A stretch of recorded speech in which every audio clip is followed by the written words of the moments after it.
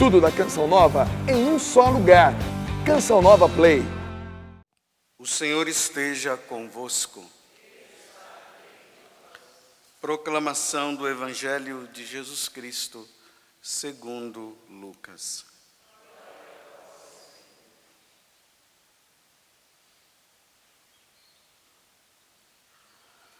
Naquele tempo, disse Jesus: se algum de vós tem um empregado que trabalha a terra ou cuida dos animais, por acaso vai dizer-lhes, quando ele volta do campo, vem depressa para a mesa? Pelo contrário, não vai dizer ao empregado, prepara-me o jantar, cinge-te e serve-me, enquanto eu como e bebo. Depois disso, tu poderás comer e beber? Será que vai agradecer ao empregado porque fez o que lhe havia mandado? Assim também vós. Quando tiverdes feito tudo o que vos mandaram, dizei, somos servos inúteis. Fizemos o que devíamos fazer. Palavra da salvação.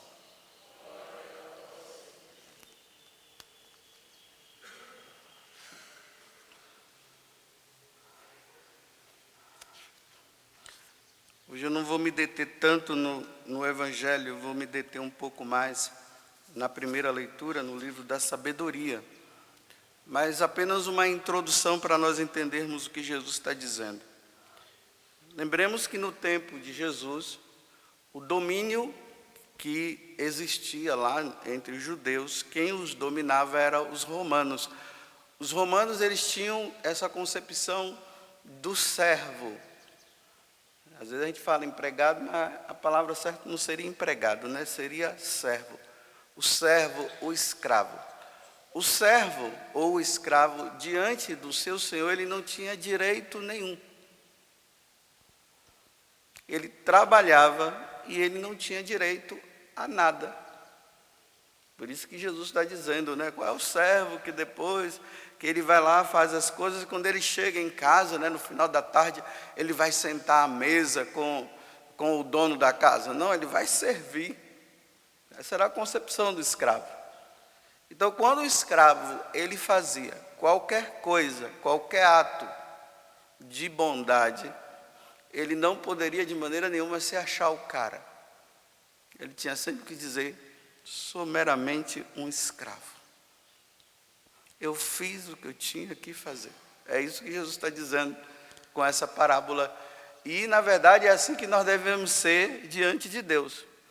Quem somos nós diante de Deus? Nós não somos nada. Deus, ele nos eleva, até como filhos. E adotivo, porque o filho mesmo só Jesus. Nós somos filhos adotivos por causa da morte de Jesus na cruz. Mas nós diante de Deus, o que é que nós temos? O que é que nós poderíamos dizer assim, eu fiz por mim mesmo? Nada. A vida que nós temos foi Deus que nos deu. Vou falar assim brincando, né? Se eu levasse um bolo para Deus, quem foi que criou tudo isso para fazer o bolo? Foi Deus. Então não temos nada. Nós somos realmente nada. Não nos julguemos melhores em nada. Nós não somos nada. Porque às vezes as pessoas ficam aí se exibindo, né? Se achando tal, né? Nada. Do pó viemos, ao pó retornaremos. São Paulo, escrevendo a Timóteo, ele diz que nu nós viemos e nu nós voltaremos. Assim somos nós diante de Deus. Só temos que acreditar inteiramente na sua misericórdia. Mas, como eu disse, vamos ao livro da sabedoria, porque aqui tem umas respostas que às vezes nós nos fazemos, tem a resposta de perguntas que às vezes nós fazemos e a gente fica, às vezes, colocando a culpa até em Deus. Aqui ele está falando sobre a morte. A primeira coisa que no livro da sabedoria está dizendo é o seguinte: nós fomos criados para a imortalidade. Nós não fomos criados para morrer. Hoje nós nos deparamos com esta situação. Todos nós iremos morrer. Mas por que nós vamos morrer? Aí ele está dizendo. Porque o homem, desobedecendo a Deus, não fazendo o que Deus pedia, Deus disse para ele: não coma do fruto daquela árvore, senão você vai morrer. O homem acabou obedecendo a serpente e acabou comendo do fruto, e aí agora nós nos deparamos com a morte. Aí ele está dizendo assim: a morte, ela entrou no mundo por inveja do diabo. Porque na verdade o demônio ele ficou com inveja de Deus ter nos criado. E por isso o demônio ofereceu a morte e nós aceitamos a morte. Então a morte entrou no mundo por inveja do demônio. Mas aqui agora entra a revelação. O que nós podemos tirar de bom até dessa questão da morte? Primeiro, porque nós professamos nas solenidades e nos domingos, nós professamos lá: creio na ressurreição da carne, creio na vida eterna. Então, quando Jesus morre na cruz, ele mata a morte. Imagine, né? Ele matou a morte. Então a morte agora passa a ser uma passagem para a imortalidade, porque quando nós morremos, nós vamos para Deus, e lá aqueles que estão com Deus não irão morrer mais. A morte torna-se apenas uma passagem. Aí aqui, quando nós vamos lendo o livro da sabedoria, nós nos deparamos com duas situações: os ímpios e os justos, ou seja, os santos e aqueles que não acreditam em Deus e renegaram a Deus por completo. Aí os ímpios, eles começam a dizer que não existe a imortalidade. Ele vai dizer que o céu não existe. Ele vai dizer que a ressurreição não existe. Então, se a ressurreição não existe, se Deus não existe, então eles estão dizendo: aproveita a vida do jeito que está, enquanto é tempo, porque depois que você morrer não vai ter mais nada. É assim que os ateus falam, é assim que aqueles que não acreditam em Deus, eles vivem dizendo: aproveita. Rapaz, você está querendo essa história de santidade? Isso não existe não, nem Deus existe. Olha, acabou, morreu, acabou. Aí os justos, agora eles falam da seguinte forma: vocês ímpios estão dizendo que depois da morte não tem mais nada, né? Então tá bom.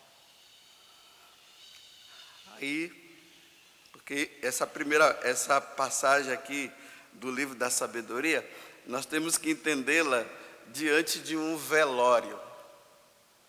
Então, para você que já foi em velório, mas tem aqueles que não vão com medo, então para aqueles que já foram, está lá o morto. Vamos dizer que o morto seja justamente o santo de hoje, porque hoje nós estamos comemorando São Josafá. São Josafá, ele entrou no céu. No dia que ele é martirizado, ele entra no céu. Então, quem é esse homem que está ali morto e as pessoas estão em volta dela? Era um homem que tinha um espírito de oração muito grande. Ele rezava muito. Ele se tornou bispo, e além de bispo, ele se tornou santo. Ele praticava a caridade, ao ponto de que um dia ele encontrou uma mulher, uma viúva que não tinha nada, E como ele também não tinha, assim, nenhum dinheiro na mão, ele pegou o palho que o bispo usa e penhorou, pegou o dinheiro e deu para aquela mulher. Olha a caridade desse homem. Ele pegou aquilo que é próprio das vestes litúrgicas, pegou, vendeu de um bispo e deu o dinheiro para aquela mulher, exercendo a caridade de forma extraordinária. Como eu falei no início da missa, a igreja estava dividida. Ele converteu muitos cismáticos que voltaram para a igreja e ele foi fiel ao Papa até a morte. Por causa disso, os cismáticos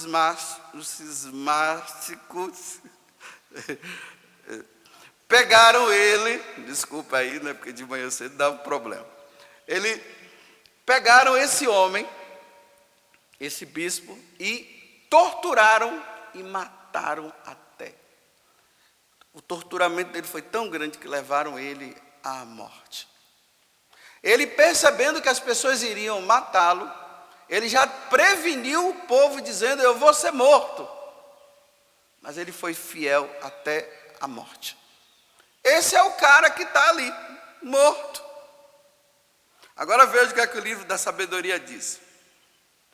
A vida dos justos. A vida daquele homem que morreu santamente, porque é isso que nós devemos fazer quando nós estamos ali no velório. A gente olha para aquele morto que está lá. E nós temos que primeiro pensar como é que foi a vida dele. Por isso que eu dei uma retrospectiva para falar para vocês quem foi esse homem. Não foi uma pessoa que morreu assim, não foi qualquer um. Foi um homem que morreu santamente. Então, ele é justo. Essa palavra justo, ela é substituída pela palavra santo. Então, a vida dos santos, a vida daqueles que morreram na graça de Deus, sem pecado mortal, lutando, amando a Deus sobre todas as coisas e sendo fiel à igreja, a vida dele está nas mãos de Deus. E olha o que é que o livro da sabedoria completa dizendo: e nenhum tormento os atingirá. Nenhum tormento. O que é o tormento? O inferno. Bem, o ímpio não acredita no céu, não acredita no inferno. Não existe isso para ele. E muito menos o purgatório. E aqui eu não quero entrar no detalhe do purgatório. Eu quero apenas colocar: o nosso destino depois da morte é ou céu ou inferno. Então, como para o ímpio não existe isso, então ele está dizendo: para quê? Foi torturado, foi morto desse jeito, para quê? Defendeu a igreja, fez um monte de coisa e acabou a vida dele. O justo olha e diz assim: não, ele passou dessa vida e foi para o céu, ele está diante de Deus e nenhum tormento vai atingi-lo. Olha, aos olhos dos insensatos, daqueles que não acreditam em Deus, ele está dizendo assim: parece ter morrido. Sua saída do mundo foi considerada uma desgraça. Olha como é que esse homem morreu, torturado. Que desgraça, pena desse homem, morreu desse jeito. Foi uma destruição. Aí os justos dizem: não, ele morreu desse jeito, mas agora ele está em paz. Agora sim, ele encontrou a verdadeira paz. Agora sim, ele está com Deus. É lá que ele está. Sim, ele passou pelos tormentos? Sim, ele passou. Os sofrimentos foram rápidos. Mas agora, acabou tudo. Não sofrerá mais.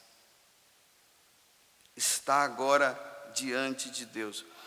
Aos olhos dos homens parece ter sido castigado, mas sua esperança é cheia de imortalidade, tanto tendo tendo sofrido leves correções, será acumulado de bens, porque Deus o aprova. Ou seja, Josafá, você foi aprovado. Você morreu me servindo. Você foi aprovado. Agora você está comigo. E você vai brilhar. Agora você vai brilhar na eternidade. Diante de mim. Nenhum tormento vai te atingir. É assim que é a morte do justo, porque é a passagem para a eternidade.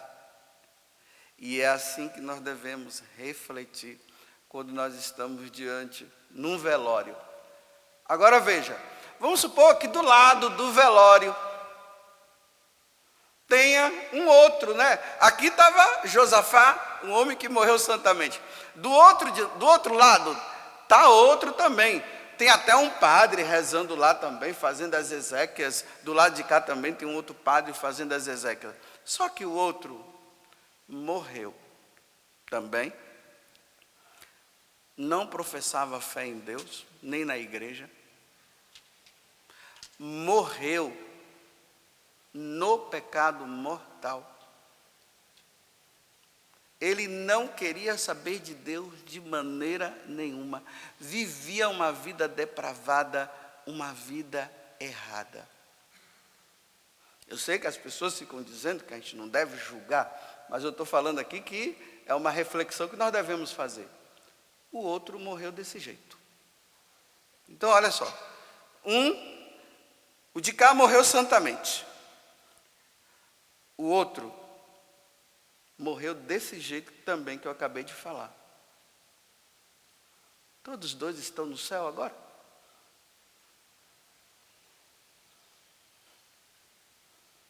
Todos dois estão no céu?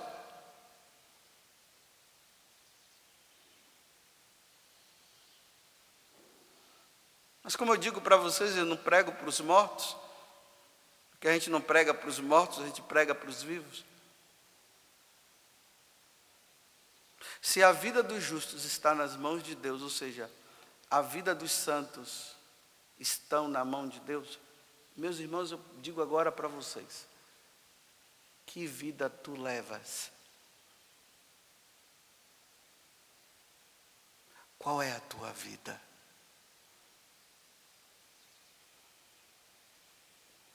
Você leva realmente uma vida de santo, uma vida santa?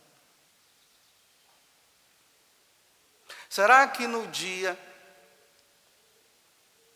que o teu corpo estiver ali no caixão, e lembremos que nós estamos no mês de novembro, onde nós lembramos isso, o mês de novembro é o mês de novembro para lembrar isso, não é só no dia 2 não, é o mês de novembro todo. Então você está ali, o seu corpo está ali. As pessoas estão velando o seu corpo, porque depois vai ser colocado lá no cemitério. O que as pessoas pensam e dizem de você é real ou não?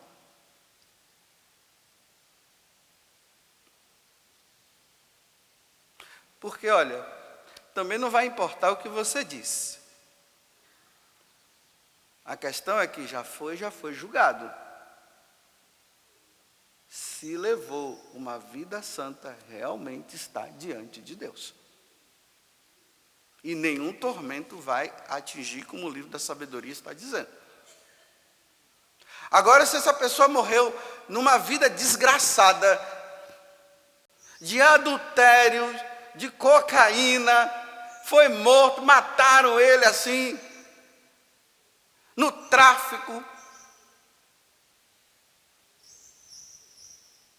numa vida errada, entre homem com homem, mulher com mulher, e morreu desse jeito. Eu sei que você não quer encarar a verdade, eu sei que você quer dizer que aquela pessoa está no céu, mas meus irmãos, não está. Porque ela morreu numa vida errada, morreu numa vida de corrupção. Ela não se arrependeu. Eu estou falando daquele que não se arrependeu. Porque se arrependeu, está no purgatório. Mas se não se arrependeu, não está. Só que as pessoas querem, elas não querem encarar a verdade. Então elas querem dizer assim, não, está no céu, ela está no... Sim, vamos dizer que está. Vamos nos consolar uns aos outros, né? Vamos dizer que está para ficarmos em paz. Só que nós ficamos em paz e aquela pessoa não está em paz. Porque não morreu em Deus, não morreu numa vida santa. Por isso, meus irmãos, terminando agora a homilia, vamos dizer assim, vamos ser santos então? Então, aos meus irmãos da Canção Nova, na qual eu vivo também, vamos ser santos, meus irmãos da Canção Nova? Porque será que todos os que estão na Canção Nova vivem uma vida santa mesmo? Todos? Será que todos os que estão na comunidade Canção Nova, quando morrer, já morreu hoje e nós já temos um intercessor no céu? Hein? Porque assim, morreu, já temos um intercessor no céu. Mas será que nós estamos levando uma vida santa? É consolo dizer que nós temos um intercessor no céu. É um grande consolo para nós. Então, se nós já temos um intercessor do céu, não precisa mais rezar por ele, não, porque já está no céu. Já é santo. Mas levou uma vida santa mesmo? E agora eu digo aí na paróquia. Nessa paróquia aí, você que está me ouvindo ou está me assistindo, que já deve estar até com raiva, e fica com raiva mesmo, mas muda de vida. Você, realmente, se Deus te levar hoje, você aí que fica se mostrando, dizendo que você é da pastoral disso, que você é da pastoral daquilo, que você faz isso, faz aquilo, a sua vida de pastoreio de santo mesmo, você leva uma vida santa mesmo?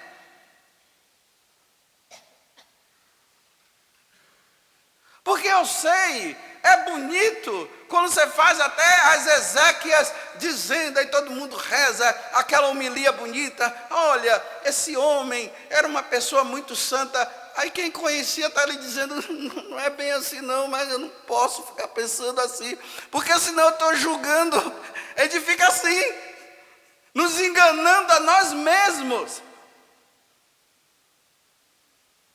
Mas não levou uma vida santa. Bem,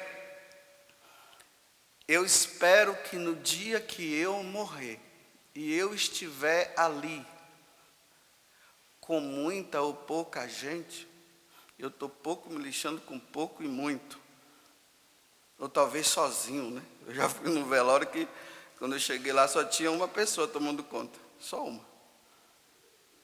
Aí eu estou lá.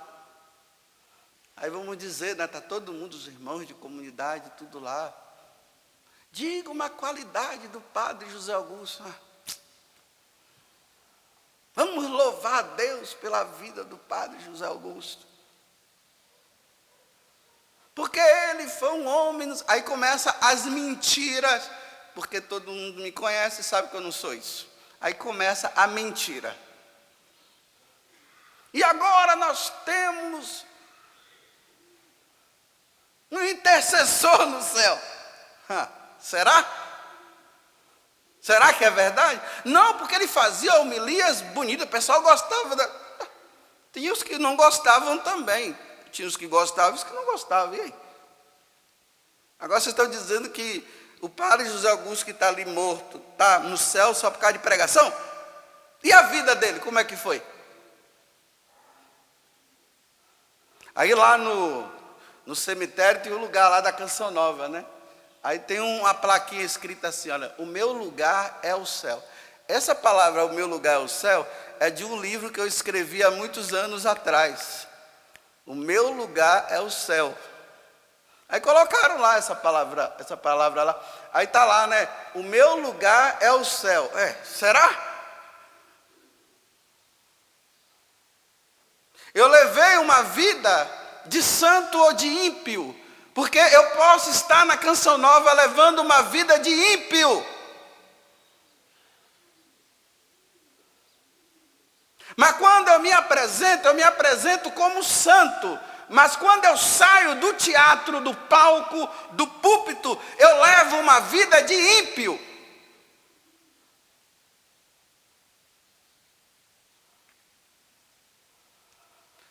Acabou a homilia.